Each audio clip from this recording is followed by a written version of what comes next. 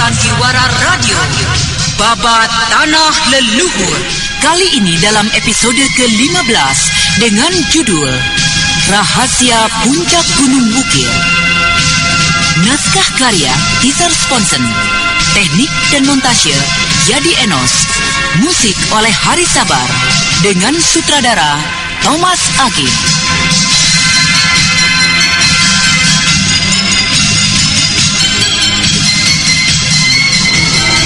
Pada kisah yang lalu diceritakan, Raklian Pangger dan Kirandu mempergunakan kesempatan untuk membunuh Prabu Sanjaya sebelum Prabu Sanjaya mengetahui rahasia persekongkolannya dengan saudagar Lembu Agni dan beberapa tokoh-tokoh lainnya di dalam Keraton Mandini.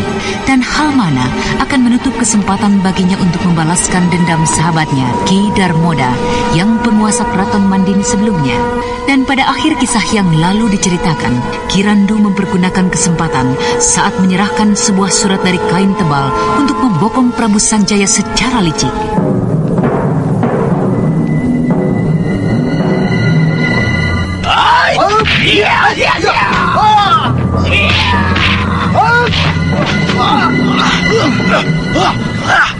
Lepaskan! Lepaskan!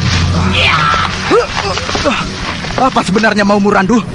Apakah semua ini sudah kau rencanakan, Paman Pangger? Saya tidak tahu apa-apa, Tuan. Kalian terlambat. Terlambat, Paman. Aku sudah mencurigai semua rencana busukmu. Kau agaknya telah bersekongkol dengan Paman Sora dari Galuh.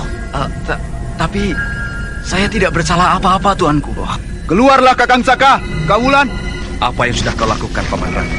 Di mana kau sembunyikan Panglima Waringin? Aku tidak tahu. Lepaskan, Tuanku. Lepaskan. Di mana kau sembunyikan Paman Waringin? Ampun, Tuanku. Dia meninggalkan arena ketika beberapa orang perwira prajurit datang membantunya. Dan ketika Tuan Prabu Sora datang membunuh perwira yang menjadi lawan-lawan hamba, Kakang Waringin sudah tidak kami temukan lagi. Bagaimana, Kakang Saka? Kawulan? Agaknya kata-katanya dapat dipercaya. Baiklah. Nah, duduk dan jangan bergerak di situ, Randu. Aku kini akan bertanya pada majikanmu itu. Sekarang kau katakanlah, Paman. Kenapa kau berbuat seperti ini? Kenapa kau berniat akan membunuhku? Apa kesalahanku? Saya tidak bermaksud demikian, Tuan. Jawablah cepat, Paman. Atau aku akan menjatuhkan hukuman padamu karena pengkhianatanmu ini dengan hukuman yang seberat-beratnya. Kejatuhan Kakang Darmotoyo dari tahta yang menyebabkan itu, Tuanku. Ampun, Tuanku. Hamba dan beberapa orang perwira di keraton ini tidak menghendaki adanya perubahan kekuasaan. Apakah kau tidak mengerti siapa Ki Darmodoyo itu? Dan milik siapakah tahta ini sesungguhnya? Iya. Hamba mengerti, Tuanku. Hamba mengerti. Ampunkan hamba, Tuanku. Jika kau memang mengerti, mengapa kau masih juga mengadakan persekongkolan dengan Prabu Sora? Kenapa? Apakah sifat serakah dan ambisimu terlalu besar? Ampun, Tuanku. Hamba menyesal telah bersikap khianat pada Tuanku. Lalu apa yang terjadi dengan Ki Surengkalasan? Ceritakanlah. Hamba telah berbuat salah, Tuanku. Hamba menangkap dan menahan saudagar permata itu karena bujukan dari Ki Lembu Agni, seorang saudagar permata yang merupakan saingannya di kota raja ini, Tuanku. Lalu, di manakah kau sembunyikan Ki Surengkalasan? Dia ada di dalam tahanan kota raja. Hamba akan segera membebaskannya, Tuanku. Bebaskan dan segera minta maaf pada mereka. Aku mengampuni kalian. Terima kasih, Tuanku Sanjaya. Terima kasih, Tuanku.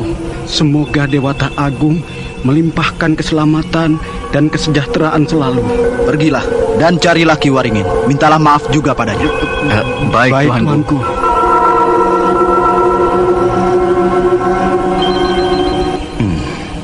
Lalu bagaimana dengan para pengikutnya, Tuanku? Apakah mereka akan kita biarkan saja?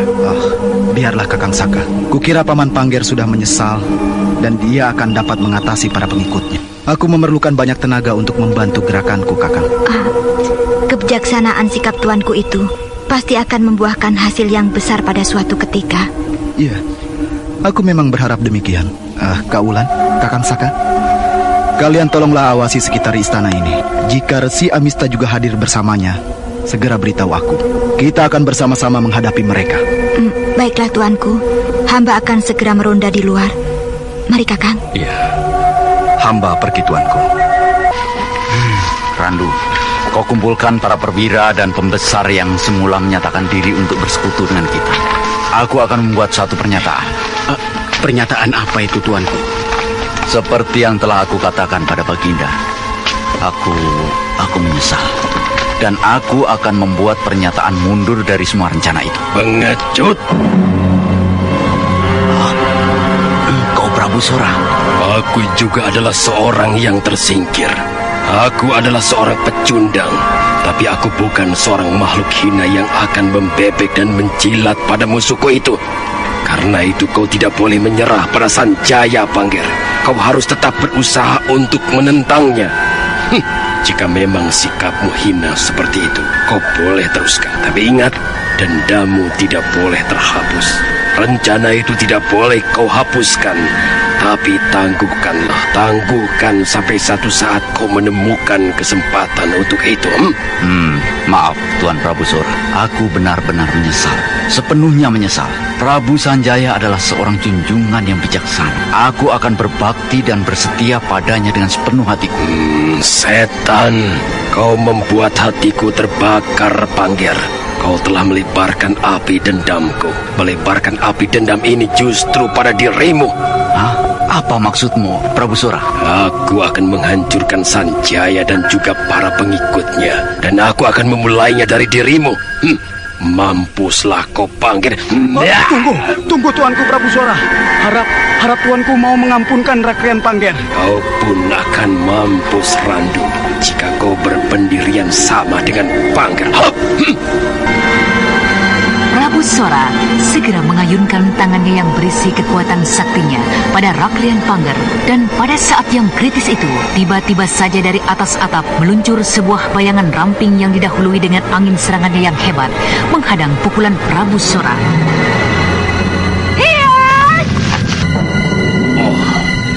Kau Anting Wulan? Iya, aku Prabu Sora. Dan juga aku Prabu Sora. Celaka. Menghadapi satu di antara mereka saja aku sudah mendapat kesulitan. Aku harus segera mencari jalan untuk lepas dari tangan mereka. Lepaskan aku. Untuk apa kau berbuat gila seperti itu, Prabu Sora? Kau tahu, aku pasti tidak akan melepaskanmu kali ini. Mundurlah kau, Wulan. Aku akan membunuh orang ini jika kau masih juga mendesak maju. Awas, mundur Wulan. Tidak, Kakang. Aku tidak akan melepaskan lagi manusia licik dan culas seperti ini. Mundur? Atau aku akan memutuskan kepalanya di depan dirimu? Kau yang bertanggung jawab. Sementara itu keributan yang terjadi di dalam rumah Rakrian Pangger telah mengundang kecurigaan para pengawalnya, yang kemudian beberapa saat saja di muka pintu dan seputar taman ruang pertemuan Rakrian Pangger telah dipenuhi oleh belasan prajurit Keraton Mandini. Jangan halangi kepergianku, dan perwira ini akan selamat. Tidak manusia culas, licik. Aku tidak akan melepaskanmu. Apakah kau benar-benar ingin membunuh orang ini, Anting Wulan? Ampun. Sebaiknya biarkan saja ia tinggalkan istana ini. Kita akan dapat mencari cara untuk menemukannya dan menghukum penjahat licik itu. Tidak, Kakang. Kau jangan bodoh. Prabu Sora juga tidak akan melepaskan Kirandu dengan begitu saja. Bukan tidak mungkin ia akan membunuh Kirandu setelah ia berada jauh dari kita. Bukankah dia dendam karena kegagalannya? Mundurlah, Wulan. Biar aku yang akan mencoba untuk bicara dengannya. Mundur? Iya. Tidak, Kakang. Kau jangan bodoh dan mudah terpedaya oleh akal liciknya. Mundur dan menyingkir dari situ. Aku tidak mempunyai waktu lagi. Kalian semua menjadi saksi. Kematian laki-laki ini adalah karena Anting Wulan. Baiklah, jika kau tidak mundur dan memberikan kesempatan bagiku untuk berlalu, aku akan membunuhnya. 1, 2... Wulan, mundur! Tidak, Kakang. Kirandu tetap akan mati di tangan manusia licik itu. Karena itu, jika memang ia harus mati, biarlah. Kita membalaskan dendamnya di sini. Kita akan mencincang tubuh Prabu Sora. Aku bersungguh-sungguh, Nona.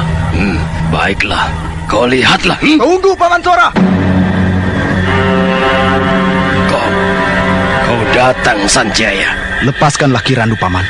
Dan saya akan membiarkan Paman pergi dari sini dengan selamat. Tapi tuanku... Biarlah Kaulan. Biarlah dia pergi. Kita masih akan dapat mencarinya suatu saat nanti. Lepaskan Kirandu, Paman Sora. Aku juga tidak percaya padamu, Sanjaya. Kami yang justru tidak percaya pada Paman. Tapi dengarlah ini pernyataan saya sebagai seorang raja, Paman. Lepaskan Kirandu dan Paman akan dapat pergi tanpa kami ganggu. Baiklah. Aku percaya pada semua kata-katamu itu. Kau beruntung dapat selamat, Randu. Pergilah sana, Randu. Selamat tinggal.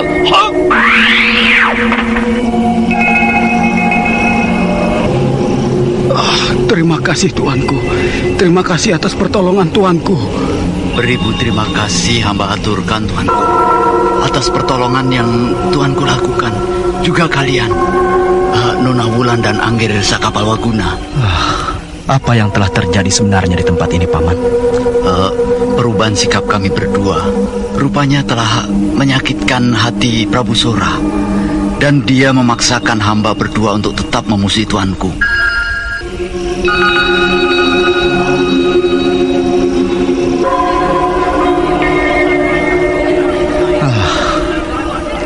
Terima kasih, Paman. Terima kasih atas semua sikapmu itu.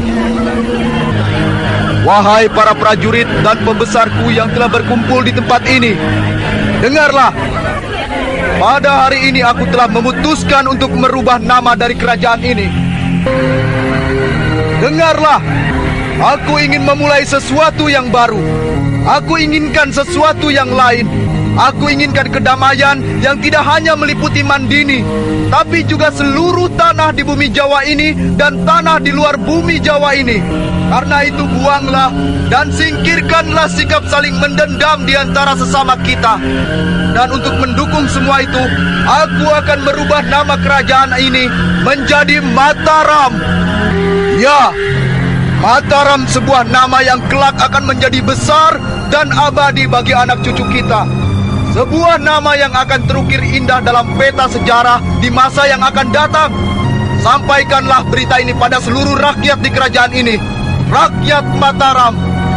Kakang, agaknya Prabu Sanjaya telah memulainya. Memulai apa yang dicita-citakannya. Apakah beliau tidak tergesa-gesa? Keadaan di Mataram yang baru lahir ini belum lagi dibinanya. Kita lihat saja, Kakang. Tapi aku merasa beliau akan berhasil. Aku dapat merasakannya, Kakang Saka. Ya, kita lihat saja, Wulan. Kita akan menjadi semakin terlibat, Wulan. Iya, Kak. Prabu Sanjaya adalah junjungan kita. Jadi sudah sepantasnya kita terlibat terus dengan segala urusannya. Iya, aku mengerti itu. Aku mengerti, Wulan. Tapi apa, Kakang? Apa yang tengah Kakang pikirkan? Aku mengerti. Aku menyadari bahwa kita harus terlibat jauh dengan segala urusan di kerajaan Mataram ini. Tapi bagaimanakah dengan hubungan kita, Wulan? Apakah kita harus begini terus? Kita akan menyelesaikannya, Kakang. Ya, akan menyelesaikannya. Maksudmu? Ya, kita akan menikah. Iya, Kakang, kita akan menikah. Iya, tapi itu kapan, Wulan? Rencana besar dari Baginda Sanjaya agaknya telah siap untuk dilaksanakan. Iya, Kakang benar. Dan bukankah Eyang juga sudah sangat mengharapkannya? Nah, jika demikian apa lagi yang kita tunggu, Wulan? Maksud Kakang? Ya, kita kawin. Kita segera menikah. Meninggalkan Mataram yang baru saja dilahirkan ini. Kita tidak akan meninggalkan selamanya. Kita akan kembali setelah kita menikah. Yang Guru tengah menantikan kita untuk merayakan pernikahan kita, Wulan. Baiklah, kita bicarakan saja hal ini dengan Prabu Sanjaya. Kita akan meminta izin untuk kembali ke Gua Larang sekitar 1 purnama. Ya, ayolah, kita segera menghadap beliau. Sebenarnya, aku sangat menyayangkan sekali kepergianmu itu, Kakang. Tapi jika aku mengingat keperluanmu itu, tujuan dari kepergianmu, aku tidak dapat menahannya. Aku justru memberikan restu. Akan tetapi, satu hal lagi yang kumintakan bantuanmu, Kakang. Apakah itu, tuanku? Kau mampirlah sebentar di Galuh dan sampaikan suratku ini pada Kijaran Pucang. Lalu, bagaimana dengan Ayahanda Raden di Gua Larang? Aku juga akan memberikan surat padanya. Lalu, apakah tuanku tidak akan menjenguknya? Aku pasti akan menjenguknya, Kakang. Tapi tidak saat ini. Tidak saat ini. Ya, tidak saat ini, Kakang. Aku akan menjenguknya kelak jika aku dapat membuat Mataram ini menjadi besar. Jauh lebih besar dari kerajaan Galuh. Berikan saja suratku ini pada Ayahanda, dan beliau tentu akan mengerti. Baiklah, tuanku. Jika memang tidak ada lagi pesan-pesan yang akan tuanku sampaikan untuk kerajaan Galuh dan Gua Larang, kami akan segera berangkat. Berangkatlah. Doa dan restuku bersama kalian. Hamba permisi, Hamba tuanku. permisi, tuanku. Tidak beberapa lama dari gerbang kota Raja Mataram berderap 2 ekor kuda yang tegar dan perkasa. Dan di antaranya adalah Si Tunggul. Mereka berdua adalah 2 remaja dari Gua Larang, Anting Wulan dan Raden Sakapalwaguna.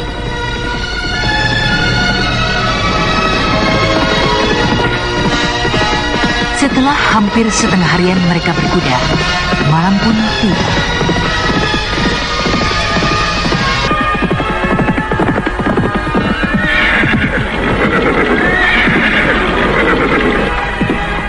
Kita berhenti saja di sini, Adik Wulan. Sudah setengah harian kita berkuda. Sejak tengah hari hingga hari menjadi gelap seperti ini. Dan lagi, kau lihatlah. Kudaku ini tidak bisa dibandingkan dengan Si Tunggul kudamu itu. Mengapa Kakang tidak ingin bermalam di desa yang cukup ramai tadi? Bukankah di sana kita akan dapat menemukan tempat yang nyaman untuk menginap? Iya, Wulan. Benar. Di sana kita akan menemukan tempat untuk menginap. Tapi tempat itu tidaklah nyaman. Aku justru merasa nyaman berada di tempat terbuka seperti ini. Berdua denganmu. Kakang. Kita di sini justru tidak hanya berdua. Dengarlah itu, Kakang. Apa, Wulan? Aku tidak mendengar apa-apa. Masa? Kakang tidak mendengarnya? Tidak, Wulan. Dari arah mana datangnya suara itu? Di sekitar kita ini. Hah? Nyamuk-nyamuk, Kakang. Nyamuk-nyamuk yang di sekitar kita ini. Kau membuat aku jadi tegang saja, Wulan. Aduh, Kakang.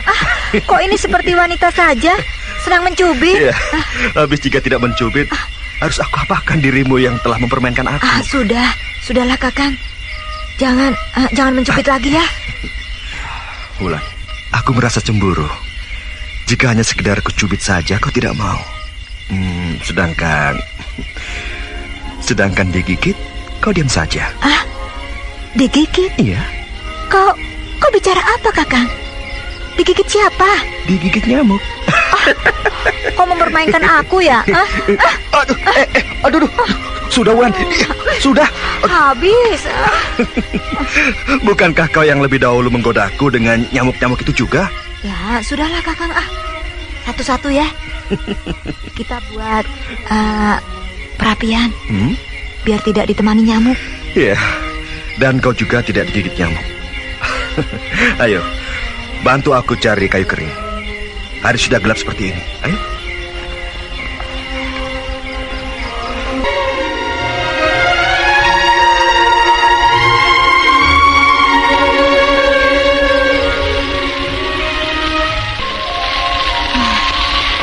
Kakang. Ya, Wulan. Rasa-rasanya aku... maaf, Kakang.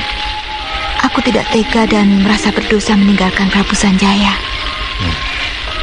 Mengapa demikian, Wulan? Ya, karena justru pada saat ini beliau baru berniat hendak memulai cita-citanya. Cita-cita besarnya itu. Kita memang akan berbakti pada beliau. Tapi tentu saja kita juga harus memperhatikan kepentingan kita. Kau memperhatikan kepentingan aku. Dan aku juga memperhatikan kepentinganmu, Wulan. Benar, Kakang. Itu memang benar. Iya. setelah selesai upacara pernikahan kita segera kembali ke Mataram. Iya, aku pun menghendaki begitu. Kita tidak perlu berlama-lama di Kualarang. Iya, Kakang. Kita segera kembali. Marilah kita beristirahat, Kakang. Aku sudah mengantuk. Tempat ini cukup aman, Kakang. Kau tidak perlu berjaga-jaga. Tidurlah saja. Oh, ya. Kukira juga begitu, Wulan.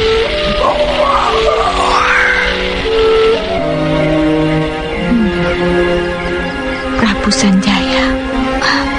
Apakah dia laki-laki yang utama yang pernah dikatakan wanita agung itu? Yang dikatakan juga oleh kakekku Kaliman.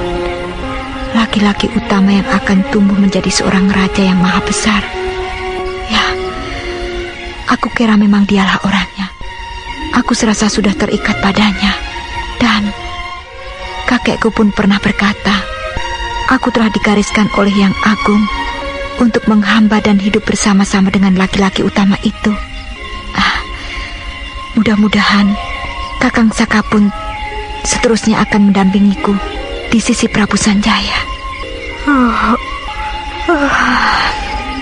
Iya, aku kira dialah orangnya.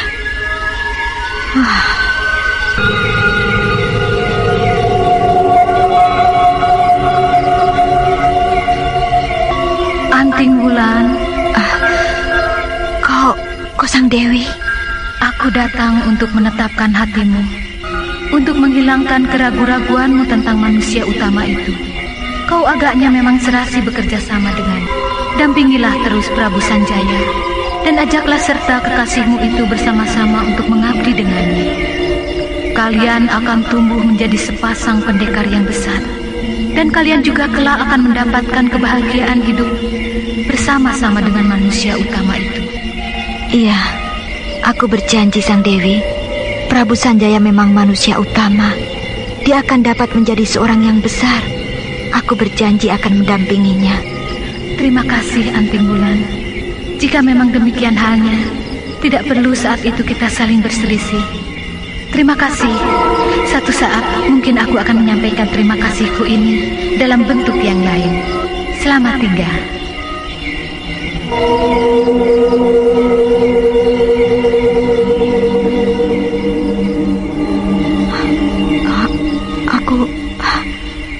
Aku bermimpi. Tidak. Agaknya memang benar Sang Dewi telah hadir ke dalam mimpiku untuk menghilangkan keraguan-raguanku.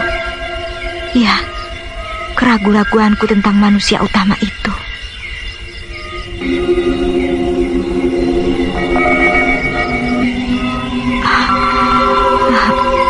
Malam masih larut. Aku harus meneruskan kembali tidurku.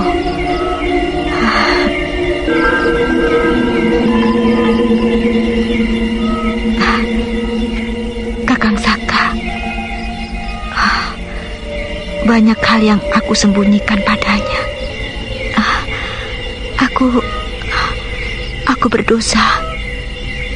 Tapi Kakang, percayalah, satu saat apapun yang terjadi, aku akan menceritakan semua tentang diriku ini, tentang guruku, Sang Dewi penguasa Laut Selatan, dan juga tentang Nenek Ranggis yang pernah merasuk ke dalam jiwaku, tentang pesannya itu.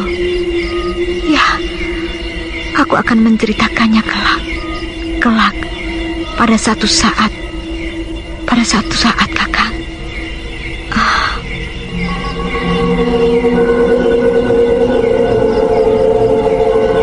Kemudian Anting Wulan merebahkan tubuhnya di samping kakangnya Raden Sakapalwaguna. Gadis manis yang telah menjadi yatim piatu itu memandangi wajah kakangnya yang telah pulas tertidur. Dan beberapa saat kemudian ia pun tertidur. Dan keesokan harinya, kedua remaja itu kembali melanjutkan perjalanannya menuju tanah Pasundan yang telah lama ditinggalkannya. Kita akan berkuda terus, Kakang. Kita berhenti bila mana kudamu sudah menjadi lelah. Iya, kita akan terus berkuda. Kita harus segera sampai ke Gua Larang. Aku sudah tidak sabar lagi. Tidak tahu malu. Hiya, hiya, hiya. Wulan, perlahankan lari kudamu. Kejarlah aku jika kau sanggup, Kakang. Demikianlah, kedua remaja itu menghabiskan perjalanannya yang cepat sambil bersenda gurau. Hari berganti hari, 3 hari berlalu sudah. Kakang Saka, itu dia. Kota Raja Galuh sudah di hadapan kita. Ayolah Kakang, kita percepat lari kuda kita. Iya, aku sudah tidak sabar untuk menceritakan rencana kita kepada Kakang Sentakeling dan Adi Dampu Awuk. Tidak tahu malu. Yang diingat hanyalah urusan itu saja. Hiya, hiya, hiya. Ayo cepat Wulan.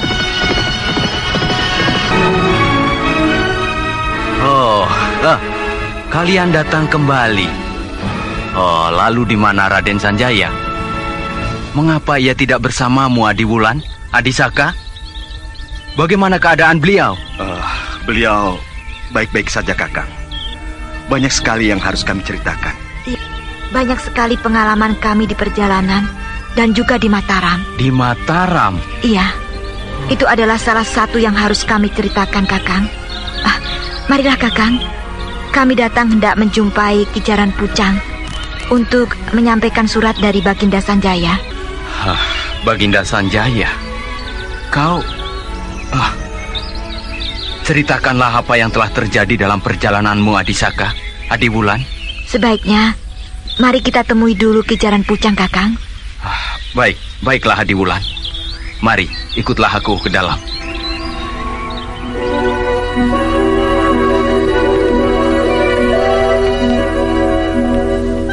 Ini Kijaran, surat dari Prabu Sanjaya. Prabu Sanjaya. Baca dulu isi surat itu. Dan jika ada yang belum jelas, saya akan menceritakannya. Baiklah. Terima kasih anak muda. Yang agung.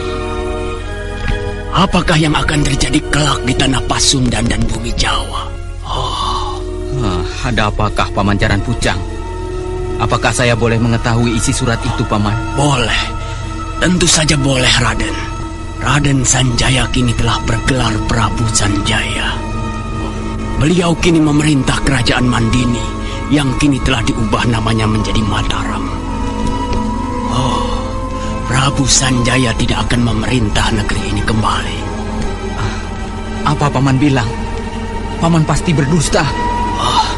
Bacalah jika kau memang tidak mempercayai kata-kataku.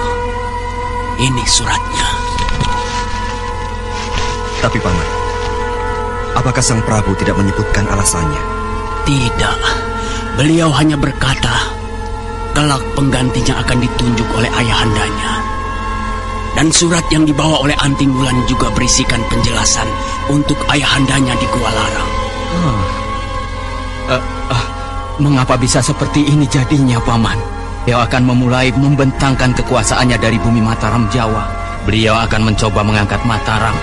Kerajaannya yang kecil itu menjadi sebuah kerajaan yang besar, yang jauh melebihi Galuh. Aneh. Adik Saka, Adik Wulan, mungkin jawaban atas semua persoalan ini ada padamu. Baiklah, Kakang. Kijaran, aku akan menceritakan kisah dari Kakang.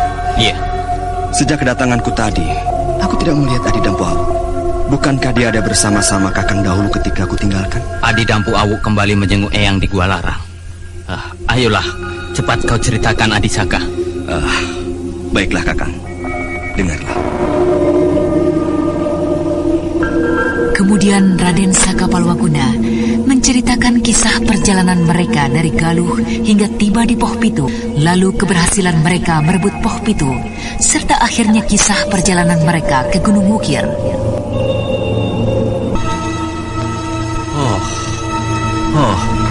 Jadi Raden Purbaya sama sekali tidak bersalah dalam masalah pembunuhan dan pembakaran kuil di Galuh. Iya, Kakang. Dan Sang Prabu juga berpesan untuk mengeluarkan pernyataan pada seluruh rakyat Galuh bahwa Raden Purbaya adalah bersih dari kesalahan itu, dan Resi Amistalah pelakunya. Jadi Ibunda Permaisuri yang selama ini kita kenal adalah bukan ibu kandung dari Prabu Sanjaya. Benar, Paman. Sri Sanaha yang berada di Poh Pitu dan kini berada di Mataram adalah ibu kandung yang sesungguhnya. Mengikat tali persaudaraan. Berarti mulai saat ini Karangsedana tidak dapat lagi kita anggap sebagai kerajaan kecil.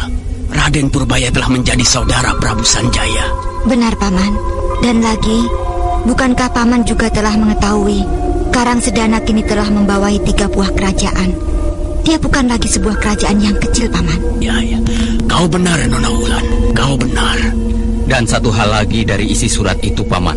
Paman harus segera membangun pur kecil untuk persembahan penguasa Laut Selatan di sepanjang pantai selatan yang menjadi wilayah Galuh itu, Paman. Ya.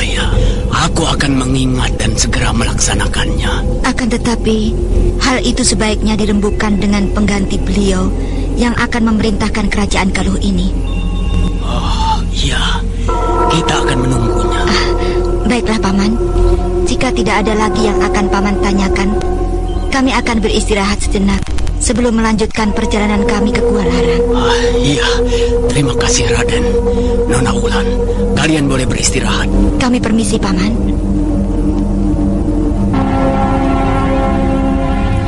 Mengapa harus terburu-buru, Adik Wulan? Mengapa kau tidak bermalam saja di Galuh sini? Dan besok pagi-pagi baru kalian melanjutkan kembali perjalanan kalian. Kakang, sesungguhnya lah kepergian kami ke Galuh adalah untuk melakukan perayaan pernikahanmu, bukan? Benar, Kakang. Berbahagialah kalian.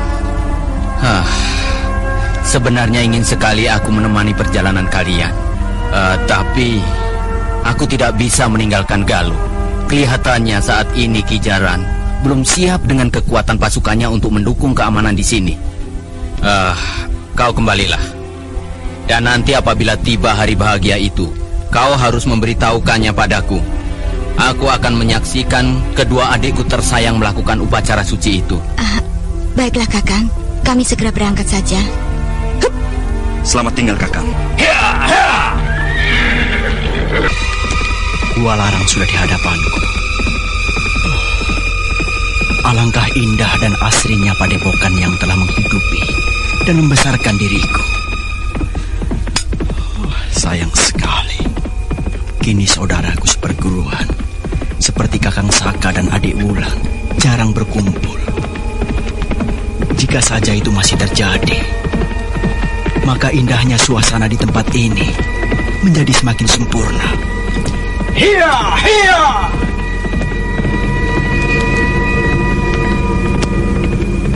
Ternyata laki-laki gagah dengan kumis dan cambang tipis yang menghiasi wajahnya adalah Dampu Awuk yang merupakan orang ketiga dari kelompok Ningsewu.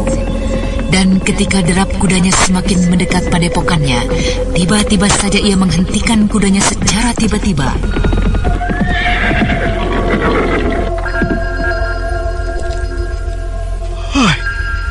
Apa itu yang berada di depanku? Sepertinya sebuah cahaya terang bersinar di atas padepokan. Cahaya apakah itu? Aku harus cepat-cepat memberitahu eyangku.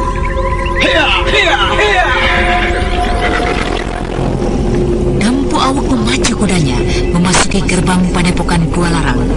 Dan tanpa mempedulikan saudara-saudara mudanya dan juga para cantrik padepokan, ia memacu hingga tiba di muka pondok Resi Wanayasa yang juga telah dianggapnya sebagai ayahnya sendiri.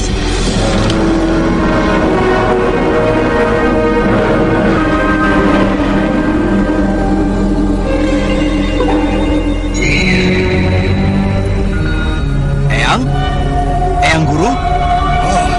Masuklah. Ada apakah, Dampu Awuk? Kau datang demikian tergesa-gesa. Apakah ada sesuatu yang telah terjadi dengan Galuh? Tidak, Eyang. Tidak ada sesuatu dengan Galuh. Lalu kenapa? Tapi justru di Gua Larang ini, Eyang. Apa itu? Apa yang telah terjadi di Gua Larang? Mengapa aku justru tidak mengetahuinya? Baru saja ketika saya tiba, tak jauh dari gerbang Gua Larang ini, Eyang, saya melihat seberkas cahaya ada di atas daerah padepokan kita, Eyang. Rupanya itu yang menjadikanmu tergesa-gesa seperti ini. Benar, Eyang. Apakah Eyang sudah mengetahuinya? cahaya yang seakan-akan jatuh dari angkasa itu, Eyang. Ya. Aku baru saja melihat. Dan kemarin cahaya itu pun muncul. Bukankah cahaya itu hanya muncul dalam waktu beberapa saat saja? Iya, Eyang. Saya melihatnya. Cahaya itu muncul dan tidak lama kemudian cahaya itu lenyap kembali, Eyang. Ya. Sudahlah. Duduklah. Beristirahatlah. Kau baru saja melakukan satu perjalanan yang cukup panjang. Iya. Tapi cahaya itu, Eyang? Ya, nanti malam kita akan bicarakan tentang cahaya itu. Sebaiknya kau beristirahat dulu sekarang. Ayo, mungkin kau juga sudah kangen dengan Tri serta saudara-saudaramu di sini. Kapan rencananya Seta kakangmu itu akan datang lagi kemari? Mungkin setelah kedatangan saya sekarang ini. Saya dan juga Kakang Seta tidak akan datang kemari dalam waktu yang lama, Eyang. Sangat banyak pekerjaan yang harus kami bantu. Kijaran Pucang dan beberapa pembesar negeri Galuh tidak sanggup mengatasi suasana di Galuh. Apakah kau belum tahu bila Raden Sanjaya akan kembali dari perjalanannya itu? Mana saya tahu, Eyang. Ya, sudahlah. Beristirahatlah dulu. Nanti malam kita berjumpa dan berbincang-bincang kembali. Ayo, sana. Baik, Eyang.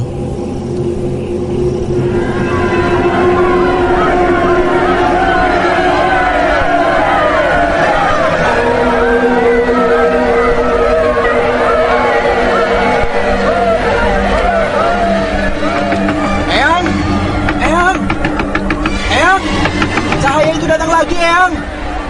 Eyang.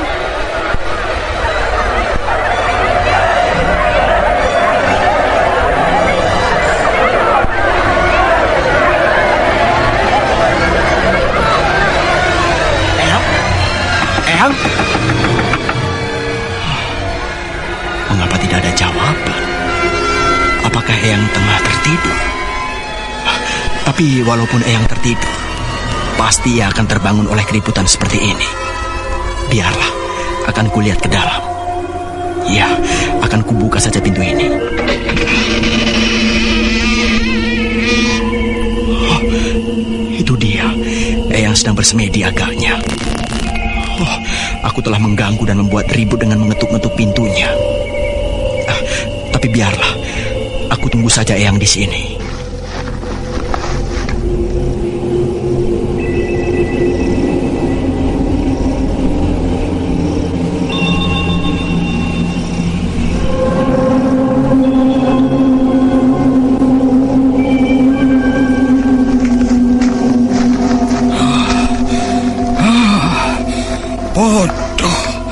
Bodoh sekali aku ini. Eyang? Kau Dampu. Maafkan saya, Eyang.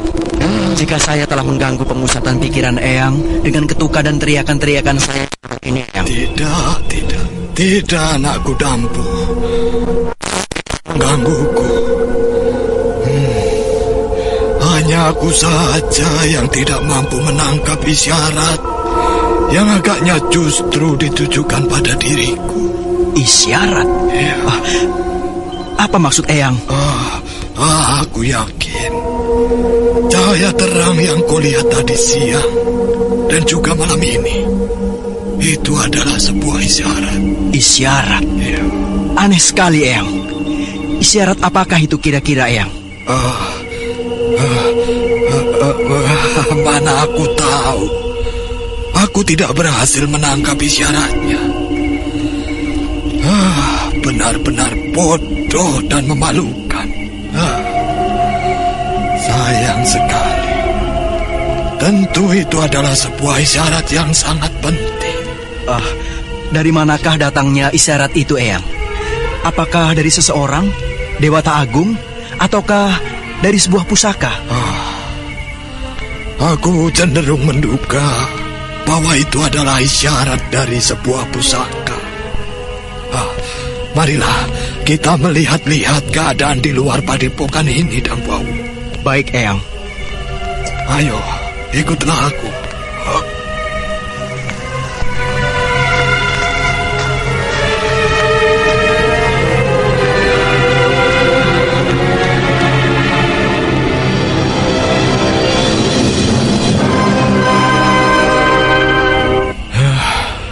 Kau berjagalah di sini. Aku akan mencoba mencari dan melacak isyarat itu. Iya, Eyang. Saya akan berjaga di sini. Aneh sekali. Suasana menjadi semakin mencekam. Apakah yang akan terjadi malam ini di tempat ini?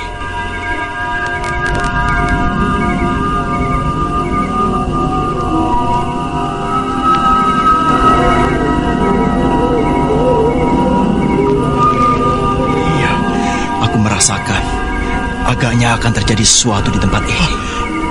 Itu tubuh Eyang Guru bergetar hebat.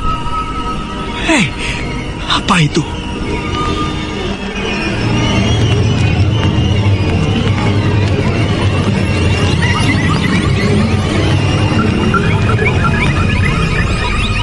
Cahaya itu muncul kembali.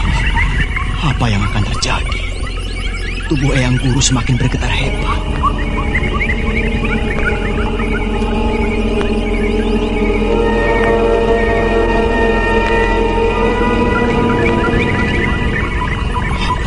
Cahaya itu semakin dekat.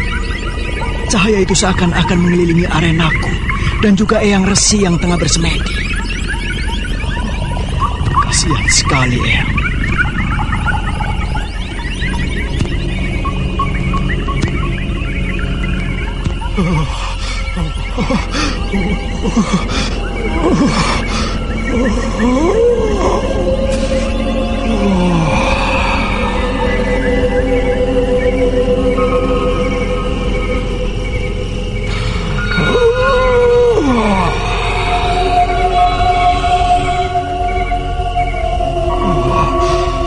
Kelihatannya kakek berhasil menguasai cahaya itu. Apakah kakek telah berhasil mendapatkan isyarat yang dicarinya? Marilah kita kembali ke padepokan Dampu Awu. Tapi, apakah kakek telah berhasil mendapatkan isyarat itu, Kek? Isyarat yang kakek cari. Walaupun tidak jelas, tapi aku menangkapnya. Marilah kita kembali.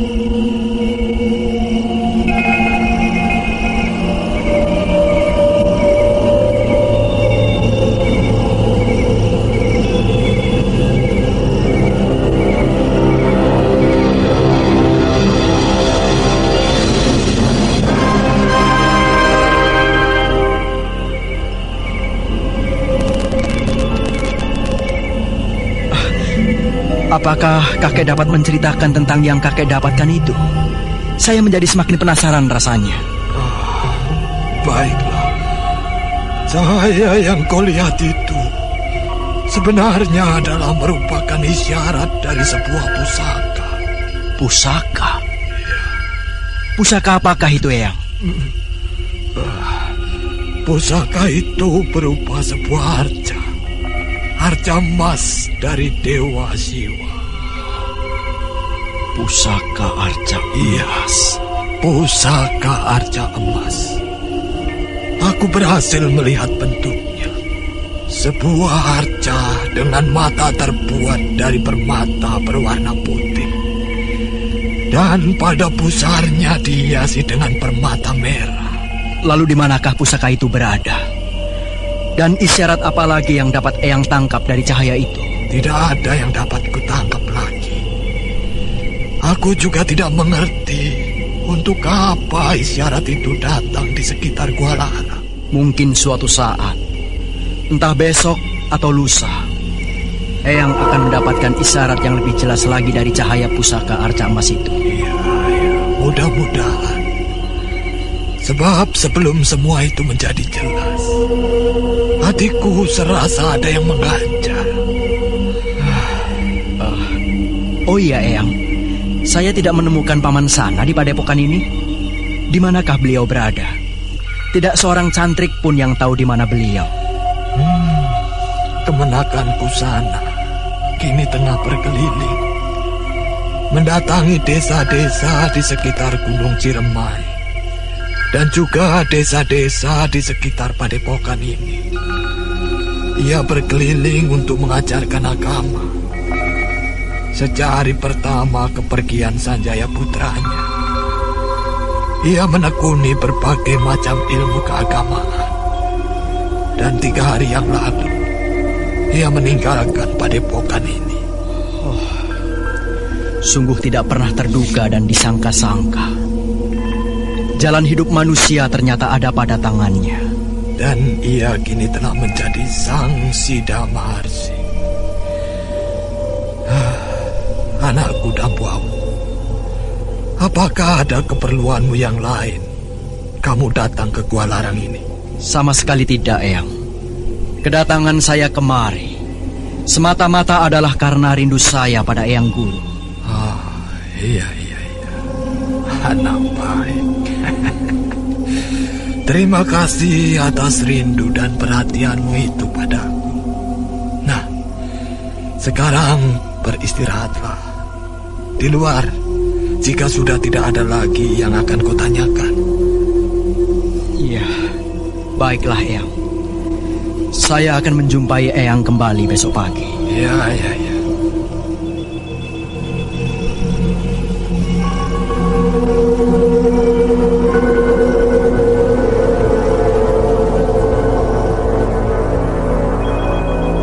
Belum lagi Dampu Awuk beranjak meninggalkan bilik Eyang Resi Wanayasa, kakek tua itu telah memejamkan matanya dan kembali khusyuk bersemedi, memusatkan perhatiannya pada Hyang Agung.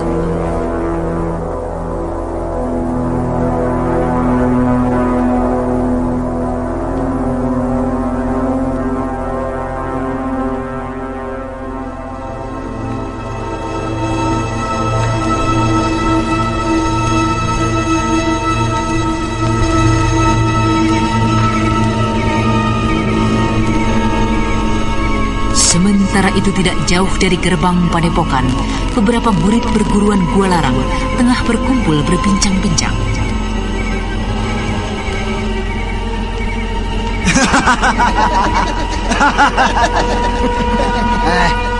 Kau pasti tidak akan sanggup, Ati Janur. Tidak akan sanggup. Jika kau ingin memiliki kepandaian seperti Kakang Sitakeling dan adik-adiknya, kau harus memiliki daya tahan yang sekuat baja, Janur. Kenapa aku tidak sanggup? Jika tekadku sudah seperti ini, mengapa aku harus takut dengan gemblengan guru-guru kita? Tahukah kau, Janur, gemblengan macam apa yang harus dilalui oleh mereka yang ingin menguasai ilmu yang setinggi Kakang Sitakeling dan juga Kakang Saka? Katakanlah, aku tidak takut. Aku akan jalani gemblengan itu. Jika tidak, untuk apa aku datang jauh-jauh dari desa Lumpang kemari? Wah, hebat! Hebat sekali. Benar, kau sanggup melakukannya, Janur. Katakanlah, Kang Banu, aku tidak gentar. Dengar. Jika kita mengembleng diri sekarang dengan melompat-lompat di bebatuan sungai, tapi mereka berempat anggota Ning Sewu melompat untuk melatih dasar ilmu meringankan tubuh di Bukit Batu Larang. Bukit Batu Larang? Iya. Daerah berbatu di belakang padepokan kita ini, Kang Banu? Benar, Adik Janur. Nah, apakah kau berani berlatih di sana? Ayo, kenapa tidak berani? Berhati-hati dan waspada adalah kuncinya, Kakang Banu. Ayo, antarkan aku ke sana. Aku akan tunjukkan padamu. Hebat sekali ya. Baru 1 purnama belajar, sudah seperti ini Adi Janur. Sudahlah, jangan dilayani Kakang Banu. Aku memang belum memiliki kepandaian, sobat. Tapi aku hanya ingin membuktikan bahwa untuk melakukan latihan seperti yang dilakukan saudara seperguruan kita, Ning Sewu, aku masih sanggup. Jika begitu, mengapa tidak sekarang saja kita coba? Ayo, aku akan buktikan. Nah, kawan-kawan, Apalagi yang kita tunggu? Ayo kita lihat keberanian dari adik kita yang baru ini, Adi Janur Lungga. Tapi bagaimana? Bukankah sekarang kita sedang meronda dan menjaga gerbang padepokan? Ayo, bagaimana? Bagaimana itu? Apakah selama ini sering terjadi keributan, pencurian? Sudahlah. Tinggalkan saja tempat ini. Kita ke Bukit Batu Larang. Ayo, kita berangkat, ayo. Sudahlah, guru tentu tidak akan memarahi kita ini. Pasti tidak akan marah. Diam. Jangan berisik. Kita akan berputar lewat samping padepokan ini. Berhati-hati. Ya. Jolang, bawa obor itu. Ayo. Ya, baik, Kakang. Baik, Kakang Banu.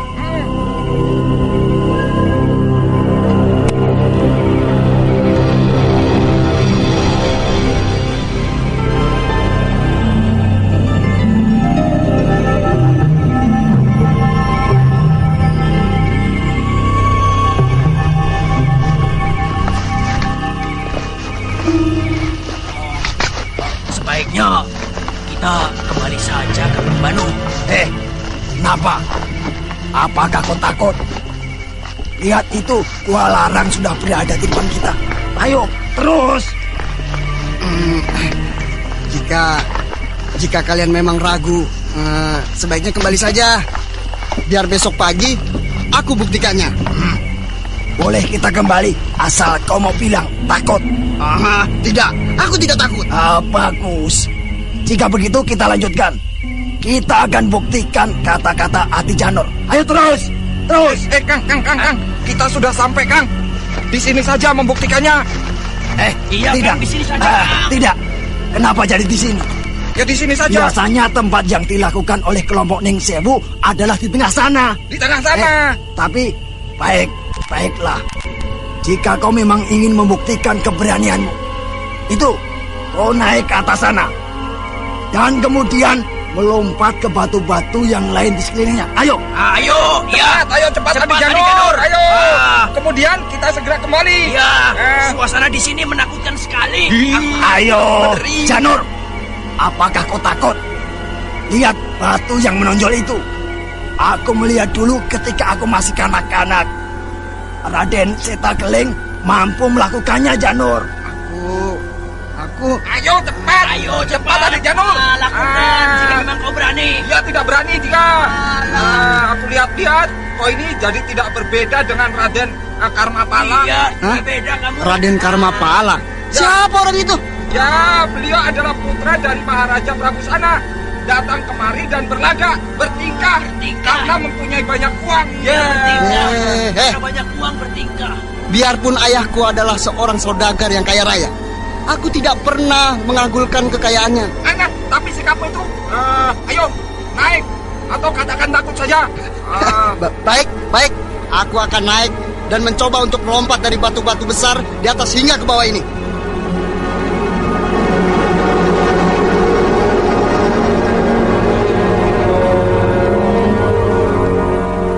Laki-laki muda yang dipanggil dengan nama Janur itu melangkah ragu menembus kegelapan dan siap untuk merangkak naik ke atas bukit batu karang. Akan tetapi, baru saja ia mulai memanjat batu yang terendah.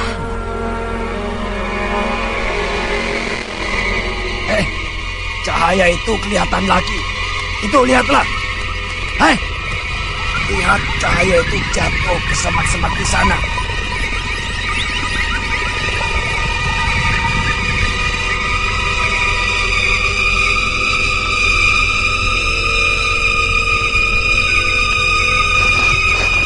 Lihat. Kau mau kemana, Kakang Banu? Aku akan melihat ke sana. Kakang, tunggu aku, Kang.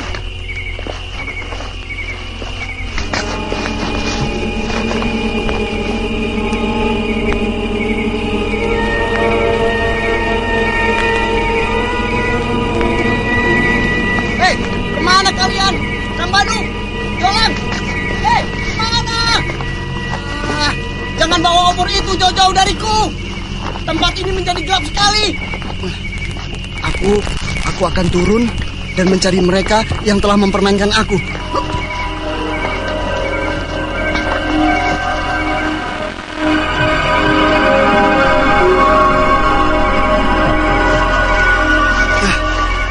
Iya. Aku masih dapat melihat cahaya obor itu. Di sebelah sana. Akan ku kejar mereka. Banu, kau benar-benar. Diam. Aku tidak mau kau diam atau pukul kau. Diam adiknya lo. Oh, lihatlah itu di dekat batu-batu kecil itu. Lihat, matamu lihat sana itu.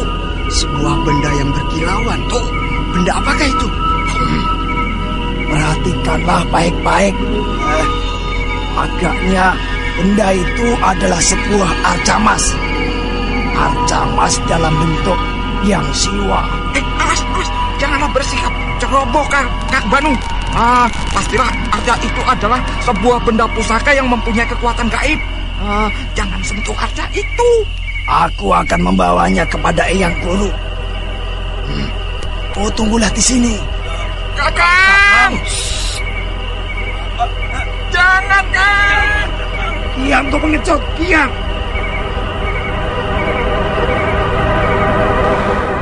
Laki-laki yang agaknya menjadi pemimpin di antara dua orang kawannya itu melangkah terus mendekati arca yang bersinar terang.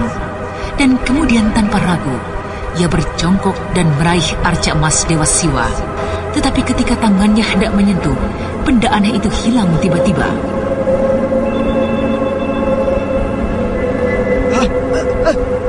Hilang. Kakang, kompor ini tiba-tiba mati, kan? Tiba-tiba mati, Kakang. Di mana kalian? Jangan tinggalkan aku. Kang Banu, di mana kalian? Aku takut, Kang. Ini semua pasti adalah perbuatan dari penghalus di sekitar tempat ini. Oh, Kang! Jangan berisik. Ayo, cepat kita tinggalkan tempat ini. Ayo, cepat.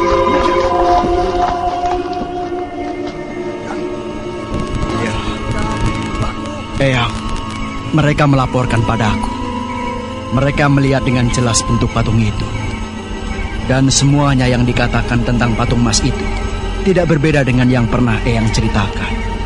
Tentang matanya dan juga tentang pusarnya. Mereka melihatnya dengan jelas, Eyang. Ya, kita lihat saja perkembangan keadaannya. Tapi sampai sekarang aku memang belum jelas dengan isyarat itu. Apa maunya dari pusaka itu? Oh, Eyang Guru. Aku telah melihatnya, Eyang. Apalagi itu? Dampu, coba kau lihatlah keluar sana. Baik, Eyang. Eyang, aku telah melihatnya. Benda itu ada di belakang padepokan kita.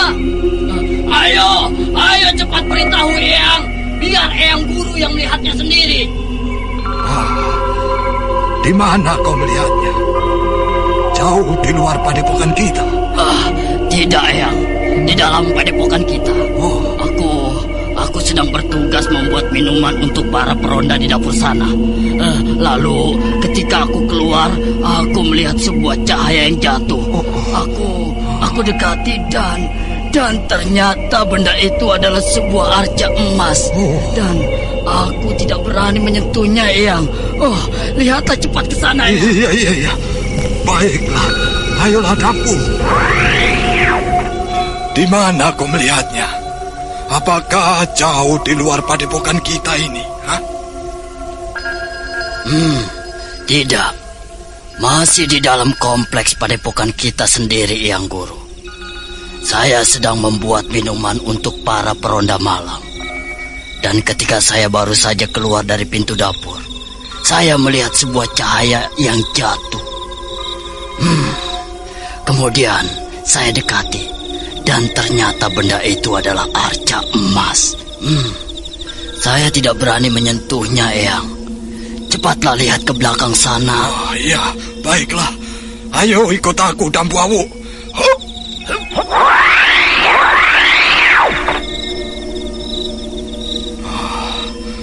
Itu dapur kita. Aku tidak melihat setitik cahaya terang yang dapat menunjukkan pada kita tempat arca yang ditemukan itu berada. Kita tunggu saja Ki Jaman yang melihat pusaka itu, Eyang. Nah, itu dia sedang menuju kemari.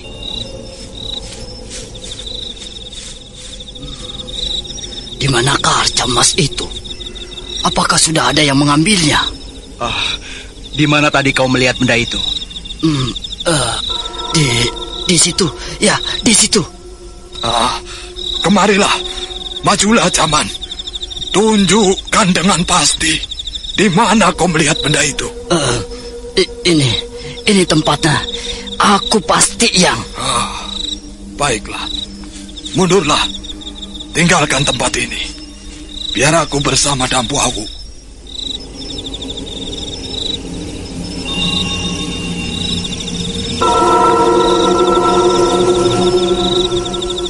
Kemudian, Resi Wanayasa duduk bersila di tempat yang ditunjukkan oleh Ki Jaman muridnya.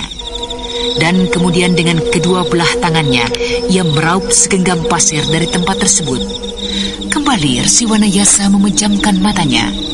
Suasana di sekitar ruang belakang padepokan Gua Larang itu kini menjadi sunyi senyap. Suasana di tempat ini kurasakan lain sekali. Apakah ini merupakan pertanda bahwa pusaka arca emas itu masih berada di sekitar tempat ini?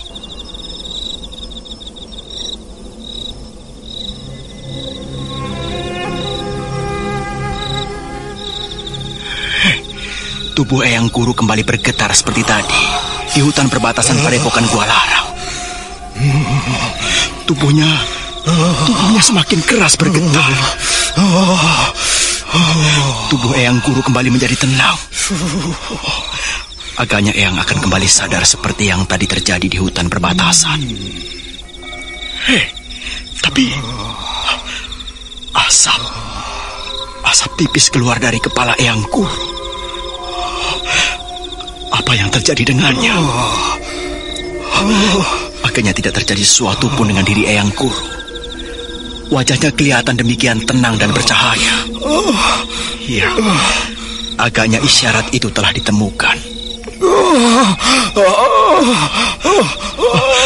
Eyang, sadarlah Eyang. Eyang Guru tidak sadarkan diri.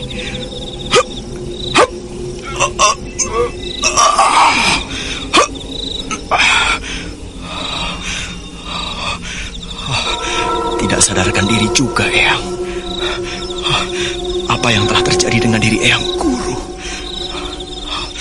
Baiklah, aku akan bawa kembali Eyang ke dalam biliknya.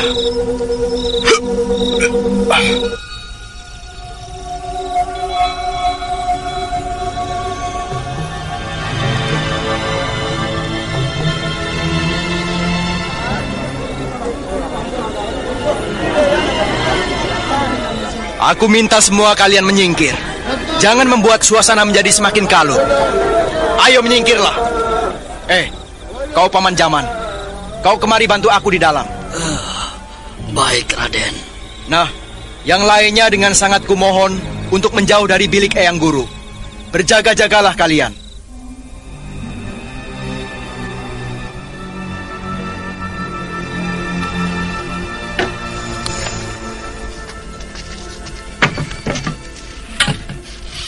Mari Paman Jaman. Sebenarnya, apakah yang telah terjadi dengan Eyang Guru? Aku pun tidak mengerti, Paman. Aku telah mencoba untuk menyadarkannya, namun tidak berhasil. Paman, coba kau ambil kendi itu.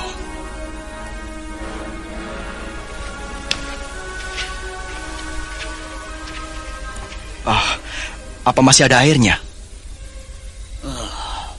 Masih, Raden. Ini. Nah, aku akan mencoba mengompresnya dengan air dingin ini, Paman. Mudah-mudahan dinginnya air ini akan merasuk hingga ke saraf-saraf yang terdalam dari saraf kesadaran Eyang Guru.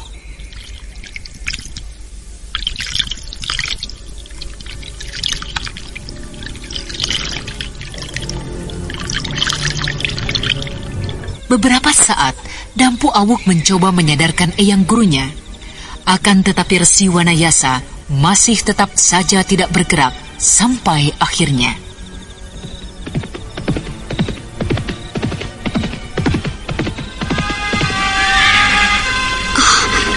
Apa yang telah terjadi dengan Eyang Guru, Kakang Awu?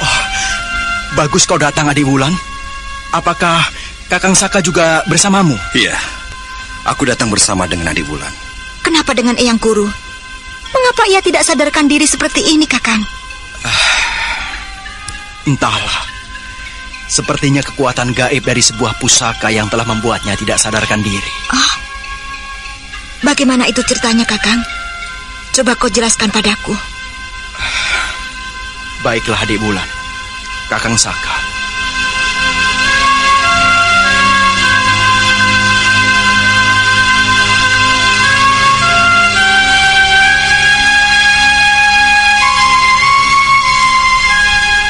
Kemudian, Dampu Awuk menceritakan semua kejadian-kejadian aneh yang terjadi di padepokan Gua Larang sejak siang tadi saat kedatangannya sampai Eyang Gurunya tidak sadarkan diri.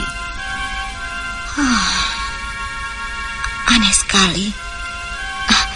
Biarlah, akan kucoba untuk menyadarkannya.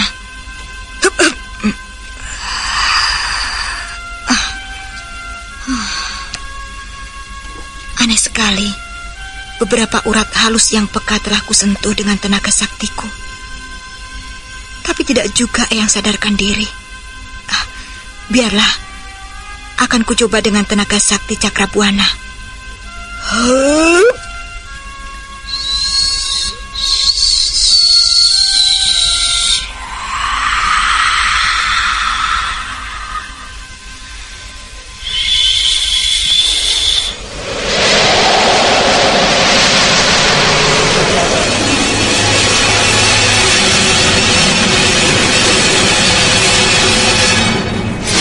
Tenaga sakti Banyu Cakrabuana yang berkekuatan gaib, Anting Wulan mencoba untuk menyadarkan Eyang Gurunya.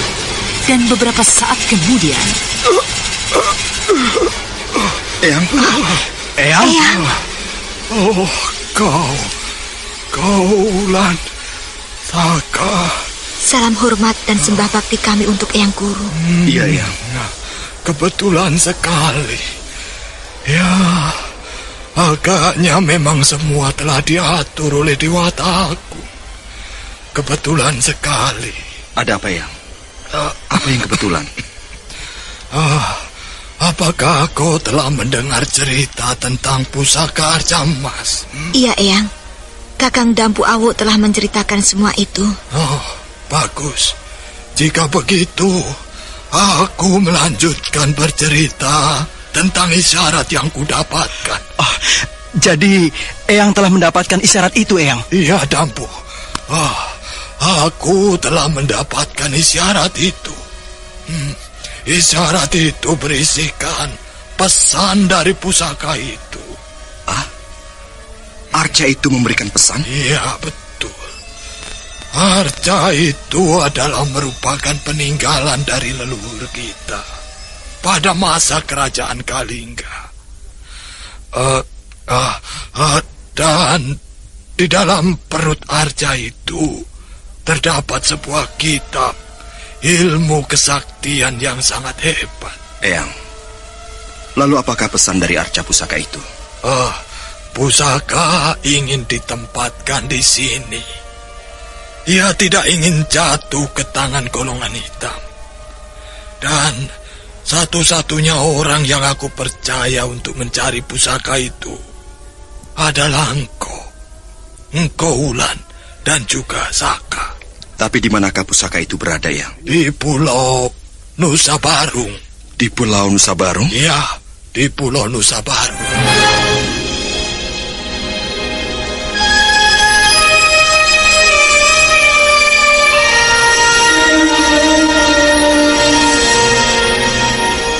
Jantung kedua remaja itu berdentang. Keduanya seketika saling berpandangan. Jauh-jauh mereka cepat kembali ke Gua Larang adalah semata-mata karena ingin meresmikan hubungan mereka. Tapi kini tugas telah menanti kembali di depan mereka. Ada apa, Saka? Wulan, apakah ada sesuatu yang tengah kalian pikirkan? Ayo, katakanlah. Tidak, Eyang. Iya, tidak, Eyang. Tidak ada apa-apa. Dampu Awuk, coba kau tolong keluar sebentar. Dan juga kau, Jaman. Baik, Eyang. Ada apa sesungguhnya anakku Saka dan juga kau, Wulan? Katakanlah. Aku tahu ada sesuatu yang menjadi buah pikiran kalian. Saya... Tidak ada apa-apa, Eyang. Katakanlah, Wulan. Jangan kau berdusta padaku. Aku mengenal kalian sejak kalian masih kecil. Aku tahu kalian tidak bisa menyembunyikannya. Ayolah, katakan. Aku akan mencoba membantumu.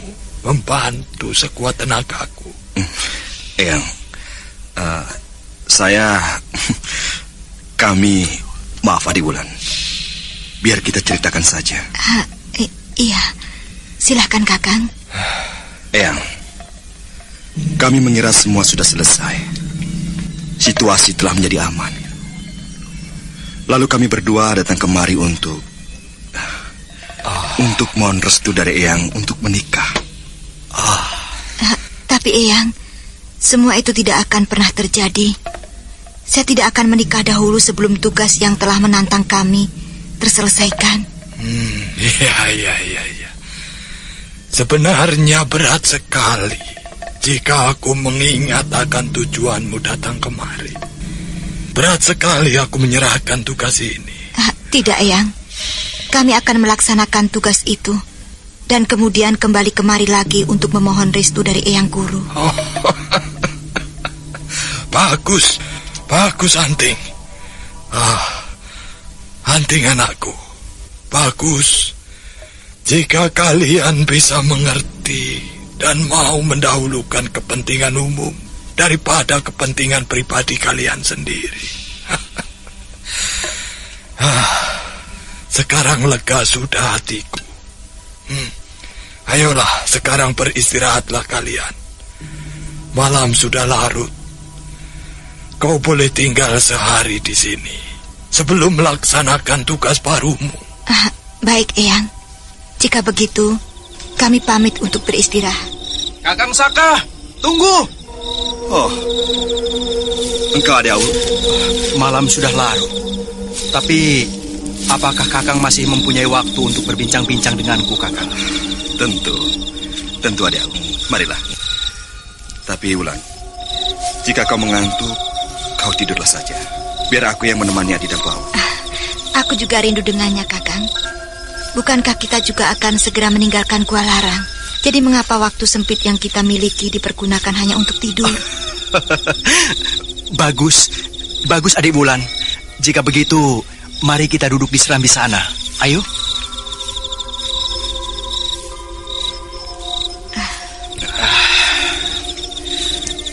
Aku bisa menduga kedatangan kalian kemari adalah untuk meresmikan hubungan kalian. Bukankah begitu? Kau mengagetkan aku dengan kata-katamu itu, Kakang Awu. Tapi, bukankah dugaanku itu tidak salah? Ya, itu salah satunya, Adik Awu. Tapi kami mempunyai tugas yang lebih penting, yaitu menyampaikan surat dari Prabu Sanjaya untuk ayahandanya Prabu Sana. Prabu Sana? Iya. Adik Awu, mengapa? Ada apa dengan Prabu Sana? Apakah kalian belum membicarakannya dengan Eyang Guru? Belum. Kami belum melihat kesempatan untuk itu. Biarlah besok kami bicarakan. Masih 1 hari kami di sini. Sudah 3 hari Paman Prabu Sana turun ke desa-desa. Kini beliau telah menjadi Sang Siddha Maharsi, seorang guru agama. Beliau sehari-harinya di sini hanya mendalami agama dan bersemedi mendekatkan diri pada Sang Hyang Widi. Jadi, beliau tidak berada di padepokan saat ini? Iya, tidak ada. Tapi kau tidak perlu khawatir. Surat itu dapat kau titipkan pada Eyang Guru.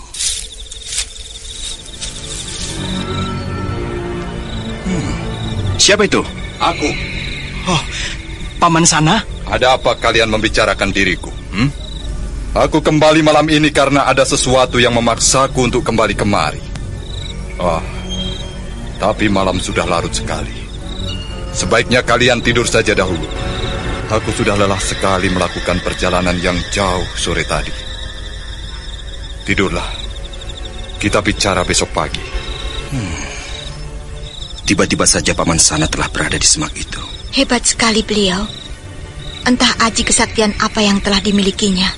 Setauku beliau tidak pernah mempelajari olah kanuragan di padepokan ini. Beliau hanya tenggelam di perpustakaan mempelajari ilmu-ilmu agama. Ya, sudahlah. Marilah kita tidur saja. Terlalu banyak masalah yang akan kita bicarakan jika kita mengikuti kehendak rindu hati ini. Iya, kau benar. Kalian harus beristirahat. Kita berbincang lagi besok pagi, Kakang Dampu Awu. Iya, selamat malam.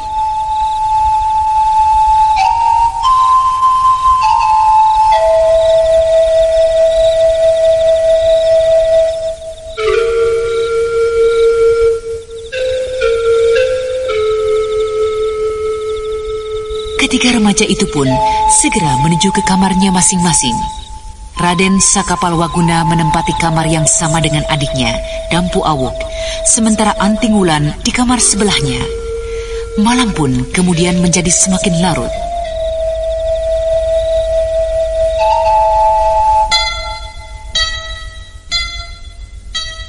Dan pada pagi harinya,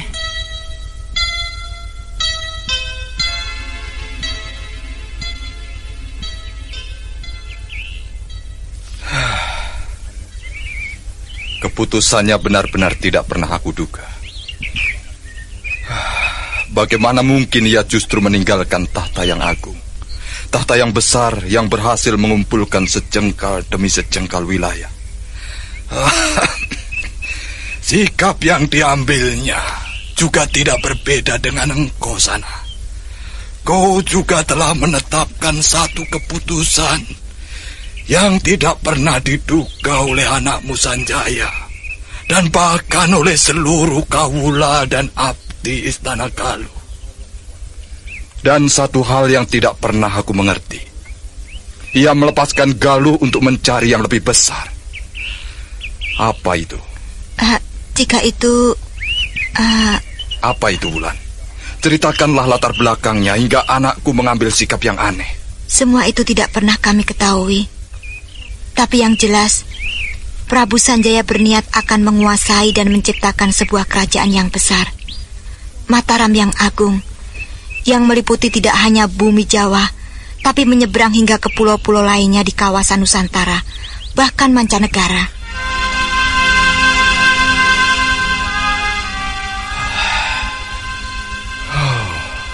Yang jagat Dewa Batara, lindungilah anakku.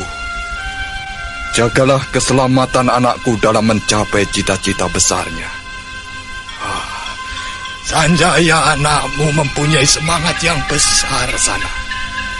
Iya, aku juga telah melihat sikapnya yang aneh itu. Iya, dan itu pertama kali aku saksikan dalam pelarianku bersama-sama dengannya.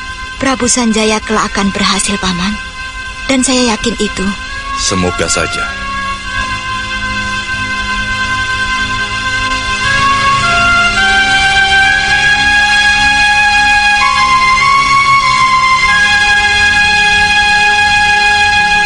Sang Sida Maharsi memejamkan matanya dan mulutnya berkomat kamit membacakan doa bagi keselamatan anaknya Sanjaya. Dan ruangan kecil di serambi padepokan itu seketika menjadi hening. Dan beberapa saat kemudian, setelah Sang Sida Maharsi menyelesaikan doanya, terima kasih atas susah payah yang kau lakukan untuk membawa surat ini, Anting, dan juga kau, Saka. Jika kelak kau bertemu, katakan padanya, aku akan mencarikan pengganti untuk memimpin tahta Galuh. Terima kasih. Aku pamit, Paman Wanayasa. Aku akan mencari seseorang yang tepat untuk menggantikan Sanjaya memerintah Galuh. Mungkin saudara-saudaranya, atau mungkin juga saudaraku sendiri. Permisi, Paman Wanayasa. Ya, pergilah sana. Doaku juga menyertaimu.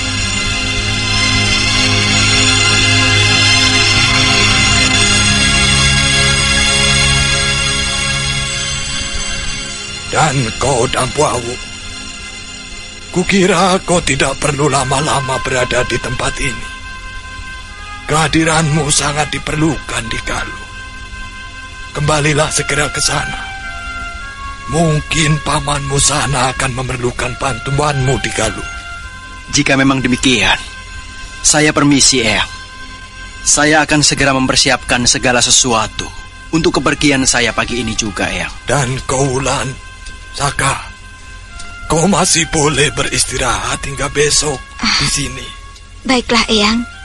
Kami akan keluar untuk mengantarkan keberangkatan Kakang Dampu Awu. Iya. Pergilah kalian berdua, Anting, Saka. Antarkan keberangkatan saudara kalian. Kami permisi. Iya. Rasanya rinduku lagi terobati. Kita harus berpisah lagi. Benar-benar sangat disayangkan. Iya, Kakang.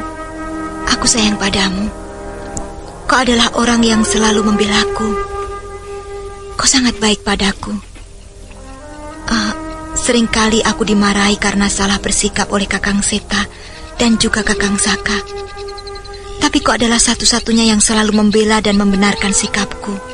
Suatu saat kita akan bertemu dan berkumpul bersama-sama, mengembara bersama-sama, tidur beratapakan langit, dan makan hanya dari hewan-hewan buruan yang berhasil kita dapatkan. Iya, mudah-mudahan suatu saat itu akan kita nikmati kembali. Nah, pergilah segera. Kakang Seta tentu memerlukan bantuanmu di Galuh sana. Baiklah, Kakang Saka, Adi Wulan, selamat tinggal.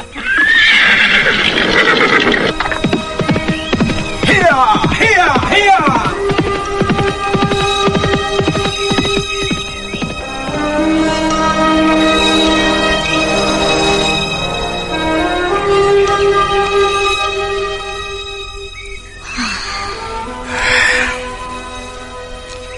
Kau kecewa, Kakang Saka? Kecewa? Kecewa apa? Tidak. Kurasa aku tidak merasakan kekecewaan apapun. Tentang tertunda pernikahan kita? Tidak. Tidak, Wulan. Walaupun pernikahan kita tertunda, tapi itu adalah karena satu tugas kemanusiaan yang utama. Dan lagi, bukankah kita masih tetap bersama-sama? Kita bertugas mencari pusaka itu, mengembara jauh ke tempat-tempat yang indah dan berbahaya.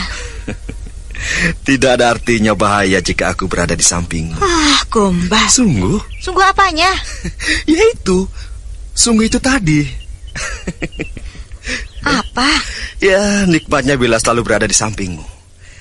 Enaknya bila dapat memandangi wajahmu sepuas hati. Tanpa bayar? Ya, tentu saja. Apa kau ingin dapat bayaran? Sudah. Aku takut. Matamu itu memandang diriku seperti seekor kucing. Hah? Aku dikatakan seekor kucing? Kakang, sudah Kakang. Ada yang ingin kutanyakan padamu. Apa itu sayangku? Sudah Kakang, aku bersungguh-sungguh. Iya, apa itu Wulan? Tentang Aji Jala Sukma. Aji Jala Sukma? Ada apa dengan Aji itu? Jika aku tidak salah, kekuatan dari Aji Jala Sukma sesungguhnya terletak pada mata. Mengapa selama ini aku tidak pernah melihat kau mempergunakan kekuatan matamu? Iya, kau benar Wulan. Inti dari kekuatan Aji Jala Sukma adalah pada mata. Terus terang, aku belum sampai pada penggunaan mata. Mengapa demikian, Kakang? Menurut kakek Kaliman yang menuntunku secara misterius, aku sudah mempunyai cukup kekuatan untuk melepaskan aji itu. Tapi, untuk dapat menggunakan aji itu, aku harus berlatih mengolah syaraf dan kekuatan mataku. Dan itu membutuhkan waktu. Kuasailah, Kakang. Jika kau sudah mampu menguasai matamu itu, kau dapat melakukan penyerangan sambil berputar tanpa dapat diduga-duga oleh lawanmu. Ya, tapi itu membutuhkan waktu, Wulan.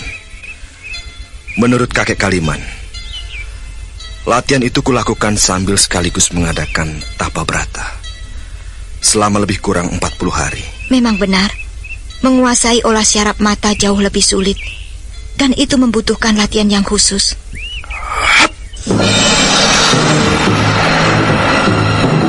Tiba-tiba saja Raden Sakapalwaguna mundur dan menjauh dari kekasihnya Anting Wulan. Dan kemudian kelihatan pemuda itu memejamkan matanya. Dan beberapa saat kemudian ia membuka matanya. Wah, itu bukankah kau telah berhasil melakukannya? Tidak, Adi Wulan. Tidak akan ada artinya. Aku membutuhkan waktu beberapa saat untuk mengolah kekuatan itu melalui mataku. Aku belum dapat melakukannya secara spontan dan tiba-tiba. Tapi Kakang sudah berhasil. Iya, tapi itu tidak akan dapat kugunakan untuk menghadapi musuh-musuhku. Aku akan mati seketika sebelum kekuatan itu meluncur dari mataku. Iya, Kakang benar. Tapi itu berarti hanya tinggal selangkah lagi. Iya, tapi waktu untuk itu semakin sulit untuk kutemukan. Sudahlah, sekarang lupakan saja tentang Jala Sukma. Lupakan tentang Arca Emas. Dan juga lupakan tentang semua tugas-tugas kita. Waktu kita saat ini adalah untuk beristirahat. Oh ya, marilah kita bermain-main ke pancuran 9 mata air dewa. Ayolah Kakang.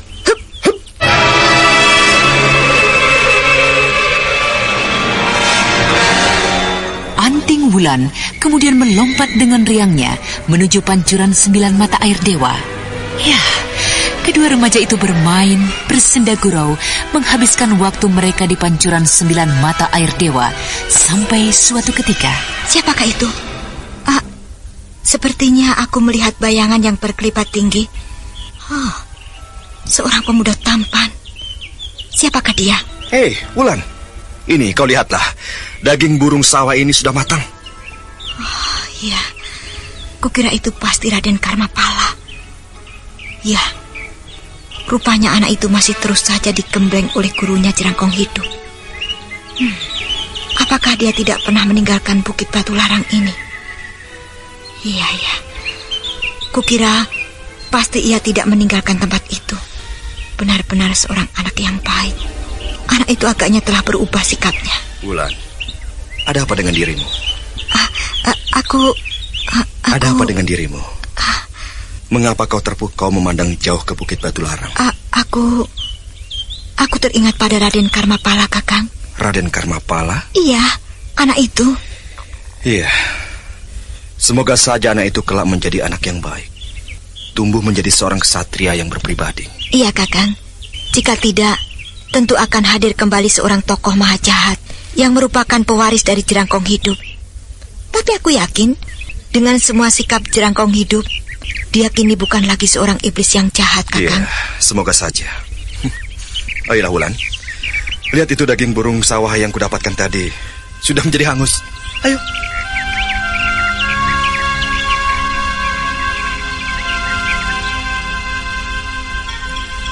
Hari sudah mulai senja, Kakang.